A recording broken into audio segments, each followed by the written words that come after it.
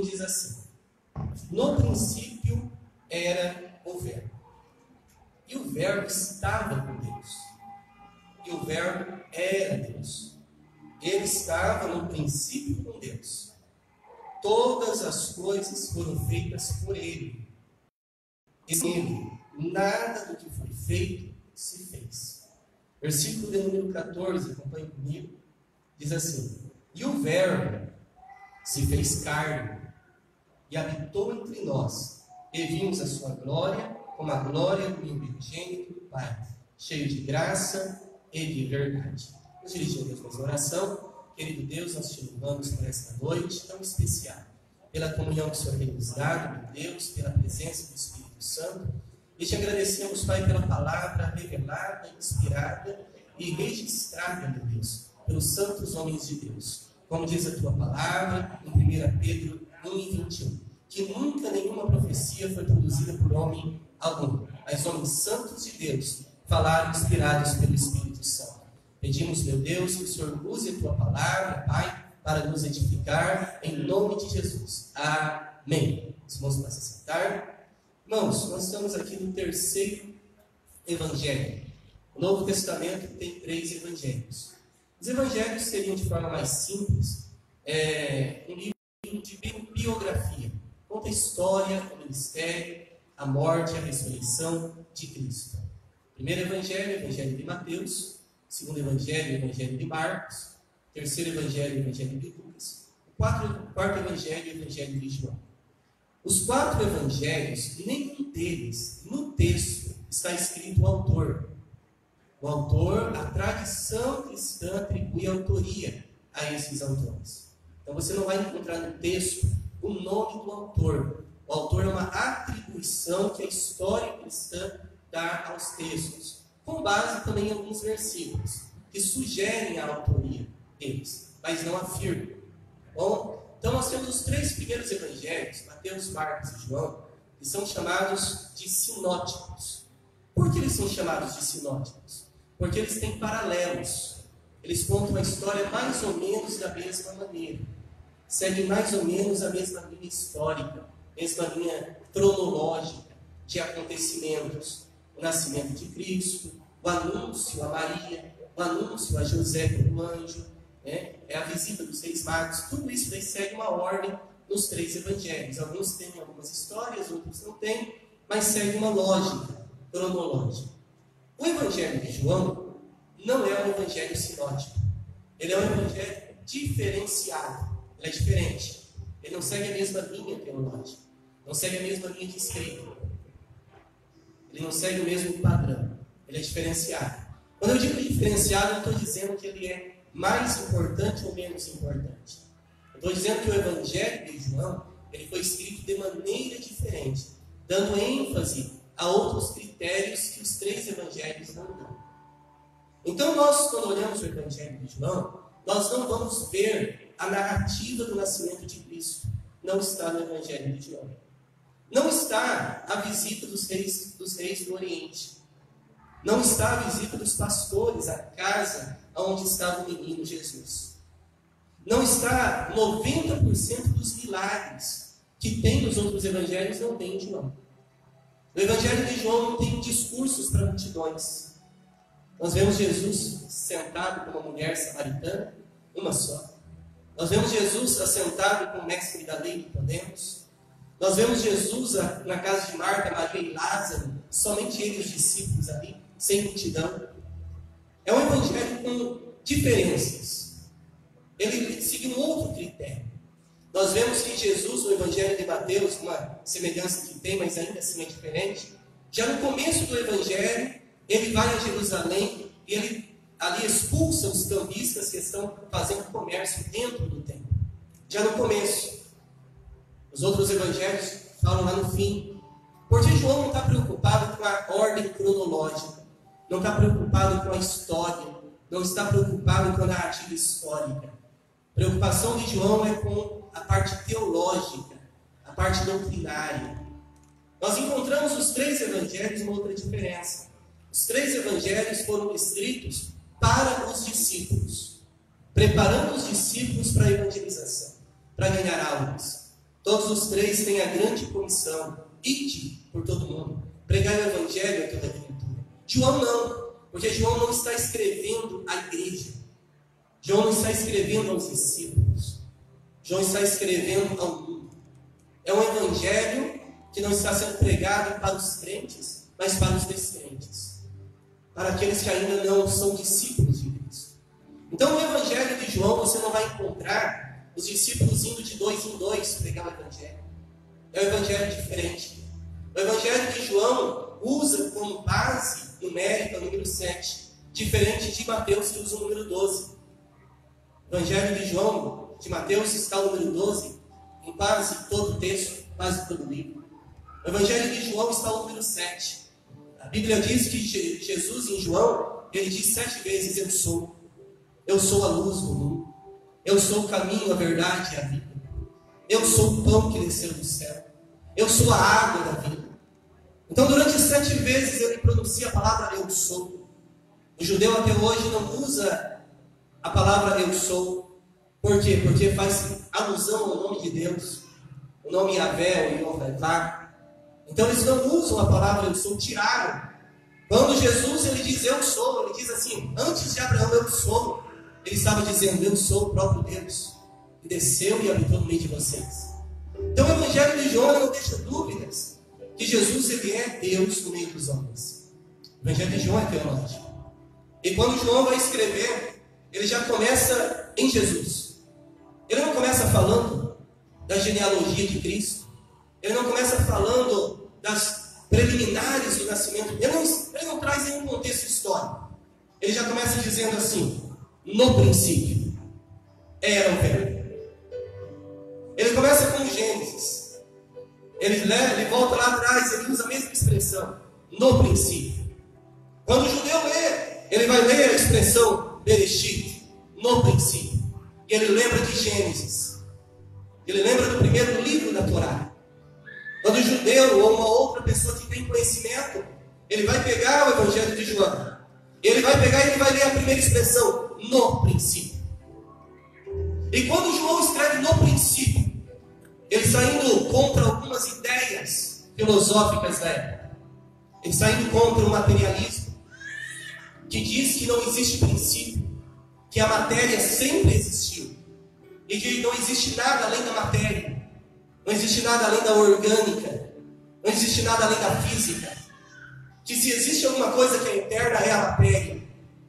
E quando um ateu, um materialista, ele lê essa expressão no princípio, ele entende que o cristão ele acredita que existiu um princípio, que existiu um começo, que existiu uma origem.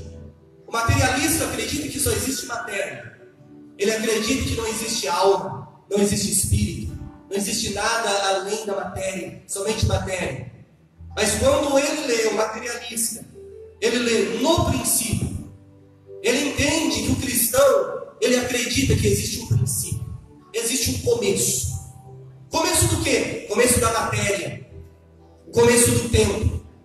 Em Gênesis, capítulo 0, versículo 0, de forma didática, porque não existe esse versículo. Se nós fôssemos dizer o que existia em Gênesis 0:0, nós diríamos assim: Deus é a única coisa que existe. Porque antes do princípio não existe nada. Antes do princípio existe Deus. E quando João diz no princípio, ele está dizendo a mesma coisa que diz em Gênesis, no começo. Não existe nada antes disso. Não existe nada anterior a isso. Não existe nada antes disso. No princípio. Então lá no começo do quê? No começo do tempo, Deus cria o tempo. O relógio começou a correr no princípio. Antes do princípio não existia. Quando diz princípio, no princípio, João está dizendo que existe um ser que é transcendente. O que é a palavra transcendente? É aquele que transcende a criação. Não faz parte da criação. Ele não está incluso na criação. Deus não faz parte da criação. É impossível a ciência provar Deus. Por quê? Porque a ciência vai pegar a matéria, vai fazer uma análise de átomos, células, vai fazer uma análise física, química, para tentar provar a existência de alguém que não faz parte da matéria. A ciência não pode provar. O dia que a ciência provar a existência de Deus, Deus deixa de ser Deus. Deus não pode ser estudado. Deus não pode ser dissecado. Deus não pode ser fatiado. Deus não pode ser entendido. Então Deus é transcendente. Isaías 57:15 diz: assim diz o alto e sublime, que habita no alto e mais sublime trono, e que também habita com o contrito e abatido de espírito. Deus é transcendente. Ele habita no mais alto e sublime, além das estrelas. Ele não é parte do céu, porque Ele próprio criou o céu. Ele não está limitado ao céu, porque Ele é autor do céu. O céu teve um começo. No princípio, no começo. Mas mesmo assim nós vemos, não está no texto, mas nós vemos que Deus, além de transcendente, Ele é imanente. Por quê? Porque Ele é transcendente, Ele está além da criação, mas Ele é imanente, porque Ele habita no meio do homem, habita dentro do coração humano. Se por um lado Deus Ele é transcendente, Deus é imanente, Deus está no meio do povo, Deus está no meio da igreja. Então Ele é imanente, Ele é transcendente, mas Ele é imanente. No princípio era o quê? No princípio era a palavra, o Logos, no grego Logos. O que os gregos acreditavam? Eles acreditavam em divindades. Alguns acreditavam que existia às vezes uma divindade desconhecida, como é o caso de Atos 17, Deus desconhecido. Mas eles acreditavam que essas divindades haviam criado os céus, haviam criado a terra, haviam criado o Hades, o limbo, toda aquela cultura grega. Eles acreditavam nisso. E como que eles criaram todas estas coisas? Eles usaram uma matéria-prima, uma energia, algo que pudesse trazer à existência tudo isso. Como que era o nome dessa energia que fazia parte, na concepção dos gregos, de toda a essência criada, de tudo aquilo que criaram? Quando os gregos diziam que algo foi criado, eles diziam que foi criado através do Logos. O Logos é a energia que possibilitava os deuses a criar alguma coisa. Era o que possibilitava. Quando os judeus também olhavam para a teologia, e eles diziam assim: olha, Deus, o Criador dos céus e da terra, também usou algo para criar. O que ele usou? Ele usou a palavra dele. 7 vezes no capítulo 1 de Gênesis diz: e disse Deus, haja luz. E disse Deus, haja separação entre a luz e as trevas. E disse Deus, haja animais. E disse Deus, façamos o homem. Então o judeu acreditava também que Deus havia criado todas as coisas pelo poder da palavra. E João agora, ele vai dizer o quê? Que no princípio, lá no começo, era ou existia a palavra. A palavra já existia no começo. Antes do começo, já existia. Olhe bem, no princípio era a palavra. Quando nós vemos que no princípio era a palavra, fugindo um pouco do texto, só para dar base, Colossenses 1,15 diz que nele, a palavra, foram criadas todas as coisas. Todas as coisas. Tanto as que estão nos céus, como as que estão na terra. Então, quando nós lemos esse texto ele vai contra a filosofia do criacionismo, do evolucionismo. Por quê? Porque a nossa linha teológica é criacionista.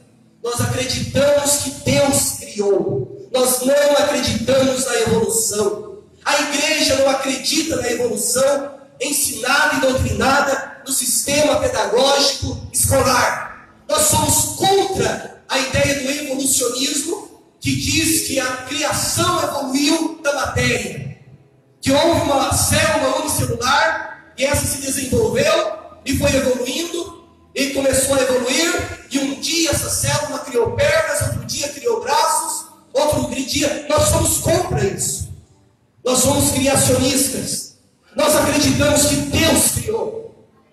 Nós acreditamos que foi Ele, a palavra, que criou. Nós somos contra o evolucionismo, porque foi a palavra que criou. No princípio era a palavra. A palavra estava com Deus. E a palavra era Deus. E nós vemos aqui alguns mistérios aqui lindos. Nós vemos primeiro que Jesus primeiro ele é pré-existente. É uma das características e atributos dele. Ele é pré-existente. João 7, antes de Abraão o sol. Nós temos em Provérbios 8, a sabedoria falando, antes que houvesse céus e terra, eu estava lá. Eu sou a sabedoria, é eu que instruo reis, é eu quem criei as estrelas dos céus. A sabedoria, quem é a sabedoria? A sabedoria é o verbo. Ele é pré-existente, ele existiu antes. Mas nós vemos também nesse texto aqui, que o verbo, além de ser pré-existente, ele é coexistente. Ele existe junto com Deus. Ele existia junto com Deus. Quando? No princípio. Ele é colocado a par, ao lado de Deus, igual a Deus. Ele é colocado no mesmo nível de Deus. Ele estava com Deus. Ele estava junto de Deus. Ele estava do lado de Deus. Imagina, olhe bem, uma mulher, um marido, uma esposa. A Bíblia diz, deixará o homem pai e mãe, unir-se-á a sua mulher, e ambos serão a sua carne. Quando Deus vai criar a mulher, a Bíblia diz que Deus disse, não é que o homem seja só, farei uma disjutora, do grego Ezer, uma disjutora, alguém que esteja junto. Olhe bem, alguém que esteja do lado. O mesmo relacionamento, estar do lado igual, é igual. Quando a Bíblia diz que o verbo estava com Deus, ele é coexistente. A Bíblia diz que o verbo ele era igual a Deus. Ele estava do lado de Deus. Ele tinha os mesmos atributos de Deus. Ele tinha as mesmas qualidades de Deus. E aí o versículo continua. E ele era Deus. Olhe bem, nós vemos que Jesus no texto, ele é primeiro, pré-existente. Ele é segundo, coexistente. Ele é terceiro, autoexistente. Autoexistente. Ele existe por si próprio. Tudo que existe, que nós conhecemos, dependeu de alguma coisa para existir. Tudo. Todas as pessoas, a terra, o planeta, os animais, coisas que nós criamos e fabricamos, tudo isso depende de alguém para existir. Tudo isso. Mas quando nós lemos aqui sobre o verbo, que o verbo além dele estar com Deus, além dele estar no princípio, o verbo ele era Deus, nós entendemos o que é? Nós entendemos que ele é autoexistente. Ele existe sozinho. Ele não depende da igreja para existir. Ele não depende dos homens para existir. Ele não depende dos anjos para existir. Ele não depende da opinião do ateu para existir. Ele não depende da opinião de um político para existir, ou de um pastor para existir. Ele é autoexistente. Ele não se apoia em ninguém. Ele não ocupa lugar nenhum. Deus não ocupa lugar nenhum, porque ele não faz parte do espaço. Se ele não faz parte do espaço, ele não ocupa lugar nenhum. Ele ocupa porque ele quer. Ele está presente porque ele quer. Mas ele não precisa estar em lugar nenhum, porque ele não faz parte do espaço, não faz parte da matéria. Então ele não precisa estar em lugar nenhum. Ele é autossuficiente. A palavra autossuficiente no Antigo Testamento é El Shaddai. É aquele que é autossuficiente. Ele existe por si próprio. Ele não precisa de ninguém para existir. E quando nós lemos esse versículo, nós vemos algo pregado por João, que é a doutrina da Trindade. É a doutrina do Pai, a doutrina do Filho e a doutrina do Espírito Santo. Apesar do Espírito Santo não estar no texto, mas está incluso no texto. Está incluso, nós vamos ver no Evangelho de João falando do Espírito Santo também. E nós vemos aqui um relacionamento da Trindade, o Pai, o Filho e o Espírito Santo. E nós vemos que o Filho ele é igual ao Pai, e o Pai é igual ao Filho. Nós vemos que há uma diferença, uma distinção entre os três. E nós chamamos isso de mistério da Trindade, porque a mente humana não consegue conceber, não existe parâmetro, não existe modelo, não existe comparação para comparar o relacionamento da Trindade. Mas a Trindade é o único relacionamento existente que nunca teve atrito. O Pai nunca brigou com o Filho nunca brigou com o Pai. Há uma perfeita relação entre os três. Uma perfeita relacionamento entre os três. Por que Deus se dividiu em três? Por que Ele quis se manifestar em três? É um princípio de comunidade. é um princípio de união, é um princípio de coinonia, é um princípio de intimidade, é um princípio de relacionamento, é um princípio de convivência, é um princípio de família, é um princípio onde os três dão exemplo de relacionamento. E ali nós vemos o Verbo junto com o Pai. Junto com o Pai. Está junto. Nós vemos ali o princípio de relacionamento da individualidade do Filho. Nós vemos que o Filho, enquanto esteve na terra, depois eu não sei, alguns acreditam que sim, outros que não, mas enquanto ele esteve na terra, em sua individualidade como Verbo, como Filho, ele não sabia o retorno dele na terra. Ele disse no Evangelho de Mateus, dizendo: aquele dia e hora, ninguém sabe, nem os anjos que estão no céu, e nem o Filho, nem o Verbo. Por que o Pai não contou para o Filho? Por causa da individualidade da Trindade. Porque existe uma individualidade entre os três que é respeitada. Existe uma individualidade entre os três. Uma individualidade. Se depois ouve, depois o Filho sabe, não sei. Mas pelo menos até naquele momento o Filho não sabia o dia do retorno. Olhe bem, depois nós temos o princípio da união. Ele estava com Deus, princípio de união. Não existe relacionamento sem unidade e sem união, sem individualidade e sem união. E depois nós vemos o princípio da unidade. Ele era Deus. Ele era Deus. Os três são um só. Os três vivem em completa unidade.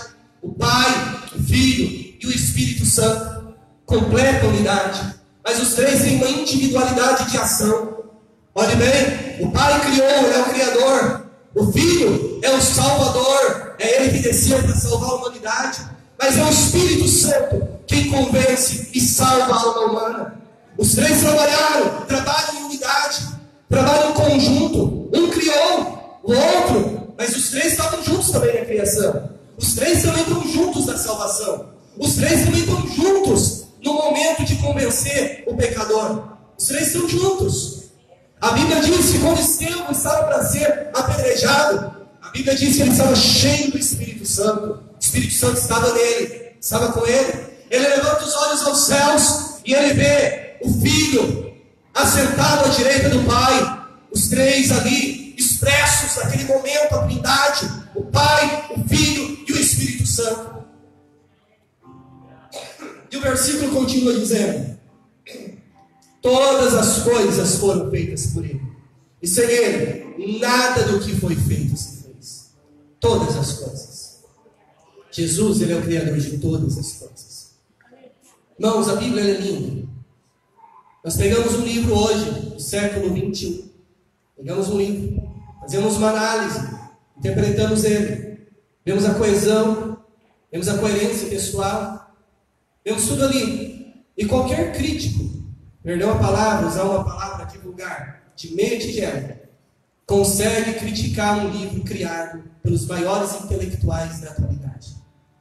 Qualquer um crítico de meia tigela, qualquer um crítico que estudou um pouquinho, ele vai fazer uma crítica dentro desse livro. E às vezes essa crítica pode prevalecer. Mas nós vemos a Bíblia começando a ser escrita há 4.000 anos atrás. Este livro foi escrito há 1900 e poucos anos atrás.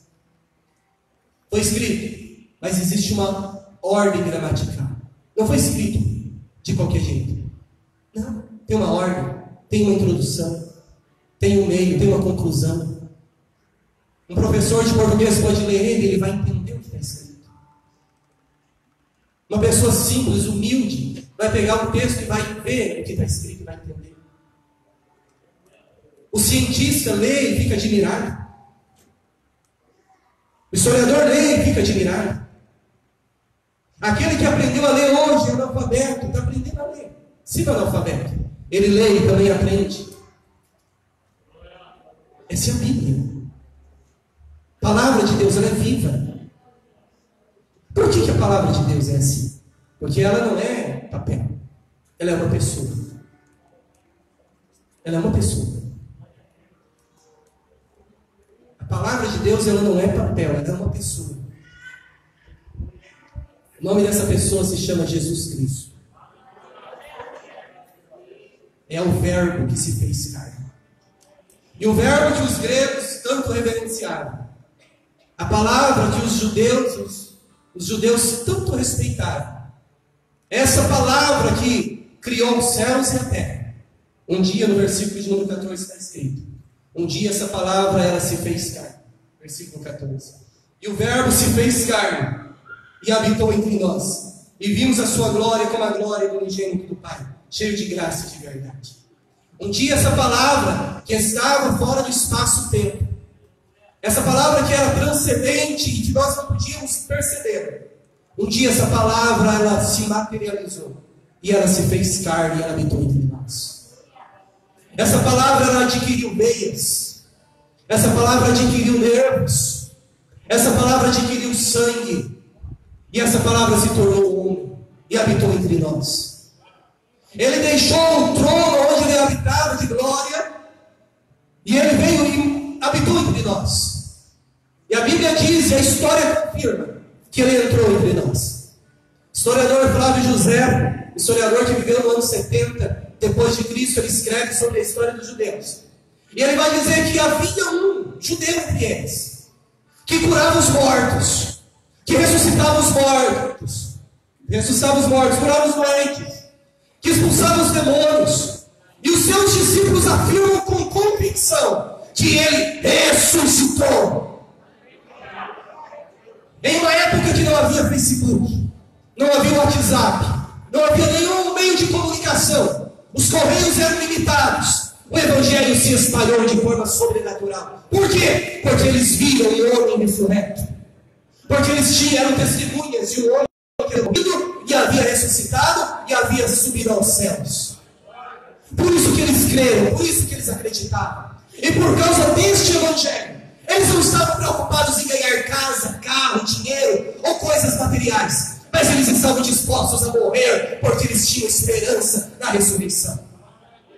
Eles não tinham interesse nenhum no Evangelho, porque o Evangelho para eles significava martírio, significava morte, significava ser comido por leões. Eles não tinham privilégio nenhum em serem crentes, mas eles acreditavam no verbo que havia se feito carne e havia morrido e ressuscitado. Este Evangelho. Este Evangelho. Nós precisamos crer nele. Precisamos acreditar nele. Glórias a Deus. Este Evangelho. E hoje nós vamos comemorar a morte do verbo. Este verbo que se fez carne. Ele morreu pela minha alma e pela tua alma.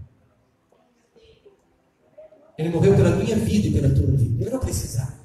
Ele não precisa de mim. Ele é autoexistente. Mas ele decidiu, ele quis me criar. Ele quis criar você. Ele criou. E como um pai que assume o filho abandonou ele, desviou. Ele disse, eu não vou abandonar meus filhos. Eu vou descer à terra e vou resgatá-los do pecado e da perdição. Ele desceu e morreu por mim. Ele não me deixou órfão. Ele não me abandonou.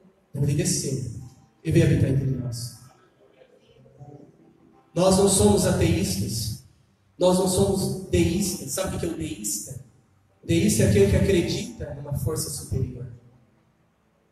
Essa força superior é uma energia. Pode ser qualquer coisa.